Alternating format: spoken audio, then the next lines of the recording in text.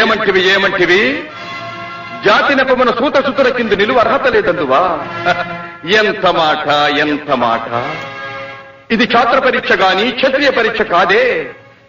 కాకూడదు. ఇది కుల పరీక్షయే ఎందువా? నీ తండ్రి భరద్వాజుని జననమెట్టిది. అతి జుగుప్సాకరమైన నీ సంభవం ఎట్టిది. మట్టి కుండలో పుట్టితివి కదా. నీది ఏ కులము? ఇంత ఏల అస్మత్ పితామహుడు గురుకుల వృద్ధుడైన ఈ శాంతనవుడు శివసముద్రుల భార్యవు గంగాగర్భమున జనించలేదా? ఈయనదే కులము. నాతో చెప్పించివేమయ్యా? మా వంశమునకు మూల పురుషుడైన వశిష్ఠుడు దేవవేశ్యకు ఊర్వశీ పుత్రుడు కాడా?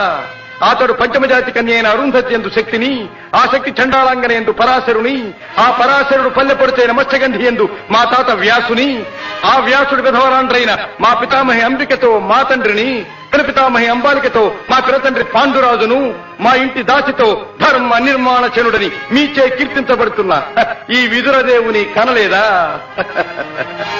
సందర్భావసరములను బట్టి క్షేత్రబీజ ప్రాధాన్యములతో సంకరమైన మా కురువంశము ఏనాడో కులహీనమైనది కాగా నేడు కులము అను వ్యర్థవాదమిందులకు